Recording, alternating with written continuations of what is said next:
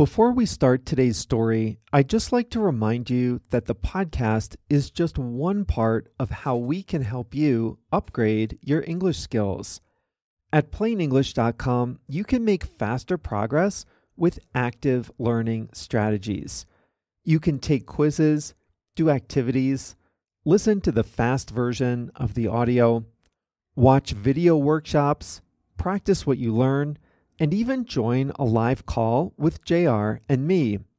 It's all about helping you build your skills to become a better, more confident English speaker. Sound good?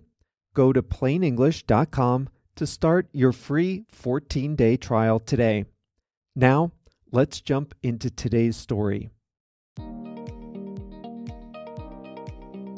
Someone new is out with an innovative skin routine. It's not an Instagram influencer, it's a community of orcas. Hey there everyone, it's Jeff and this is Plain English for Monday, July 14th, 2025. It's great to have you with us once again, and this is going to be a great episode. You are going to learn so many words in English, and you'll learn about something interesting at the same time.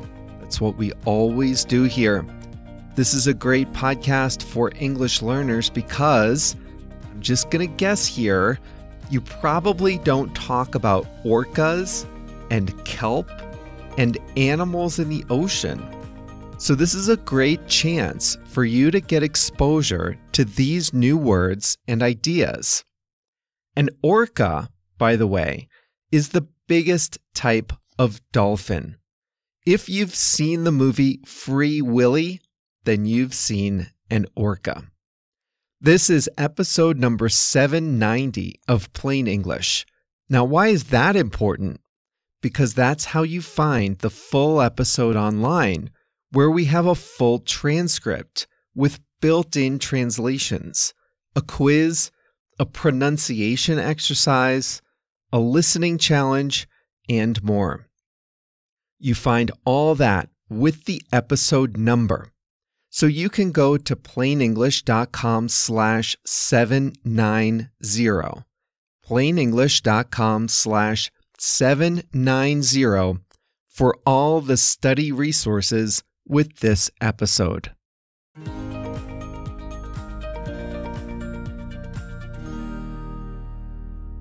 Today's story is about orcas. Orcas are large ocean mammals.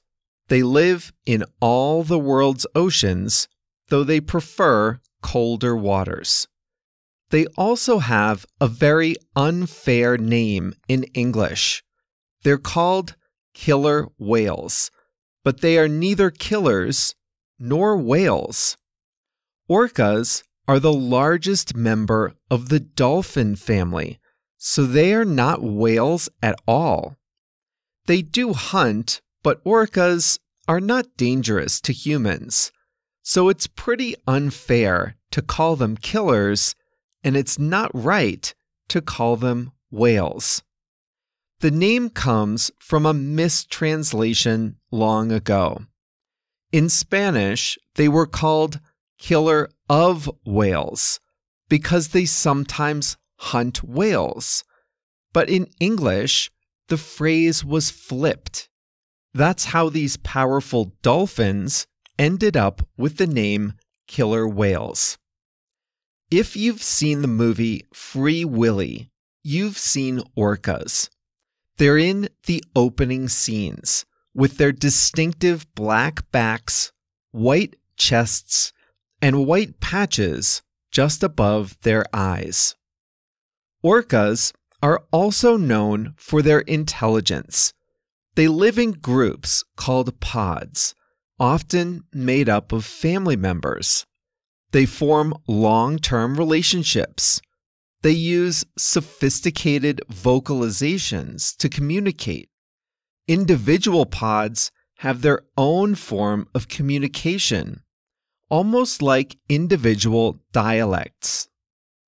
They also work together to hunt. Young orcas learn from older ones. Cultural practices, are passed down from generation to generation. And now, scientists have discovered that orcas use tools, and they use them cooperatively. Here's the story. Scientific researchers used drones to observe orcas in the Salish Sea, between the Canadian province of British Columbia and the U.S. state of Washington. They observed that orcas used stalks of kelp to scratch their bodies. The researchers think the orcas used the kelp to exfoliate their skin, a form of grooming. But that's not all. The really impressive thing is that the orcas worked together to do this. Here's how they do it. One orca uses its teeth to break off a stalk of kelp. Kelp is a form of seaweed. It grows in the shallow water and is anchored to the sea floor. So the orcas grab onto the stalk near the seabed and break off a piece of kelp. Then they approach a partner.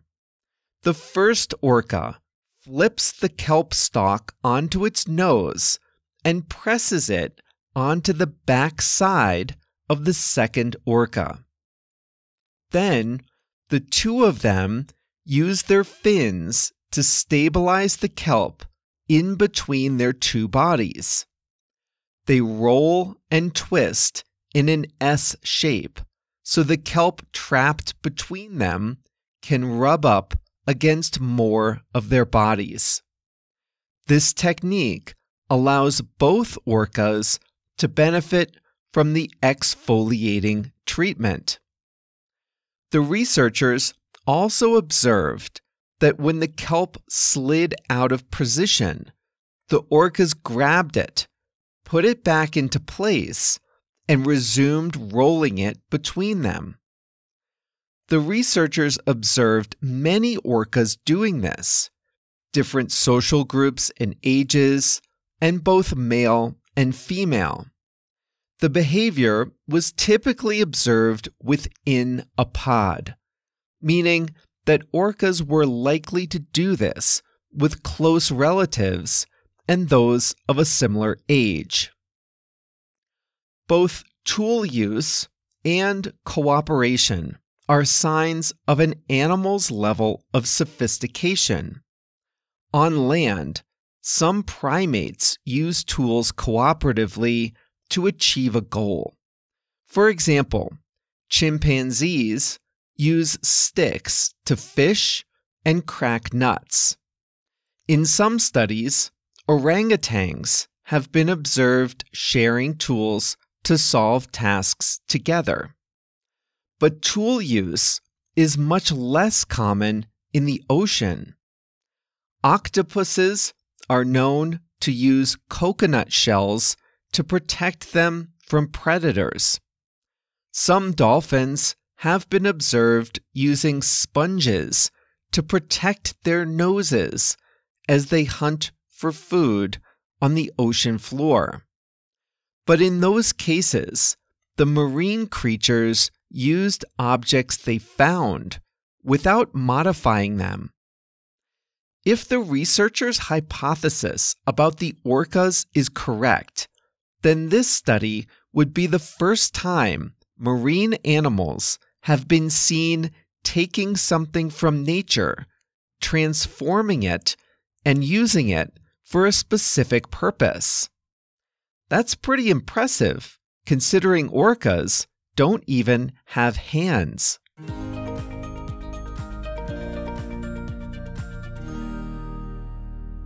A couple other orca facts for you. If you have been to SeaWorld in Orlando, you may have seen orcas. SeaWorld is a marine-themed amusement park and aquarium.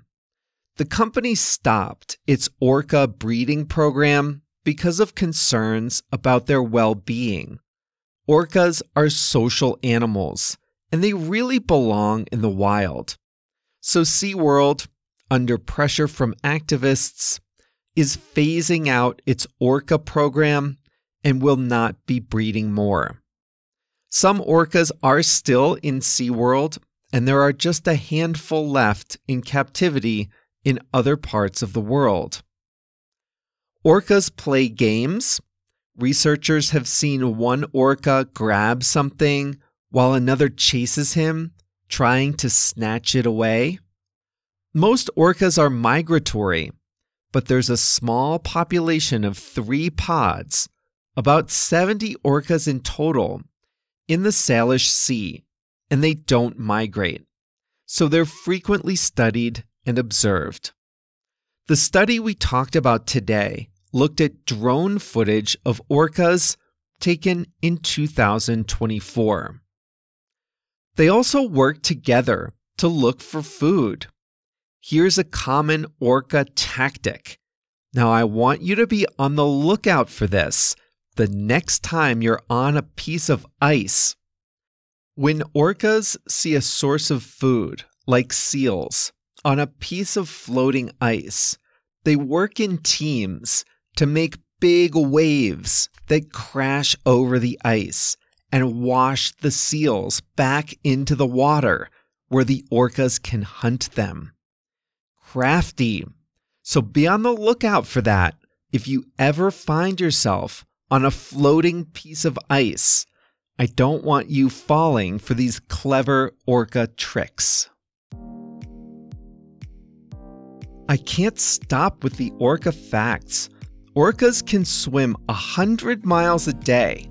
That's almost as much as JR swims. JR is the producer of Plain English. He swims almost every day. Orcas can live 80 to 90 years.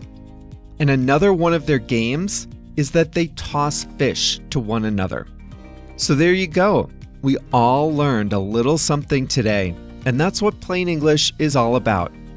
This was episode number 790, so you can find the full episode resources, including the quiz, practice exercises, and discussion area at plainenglish.com/790. We'll be back on Thursday with a new episode. See you then.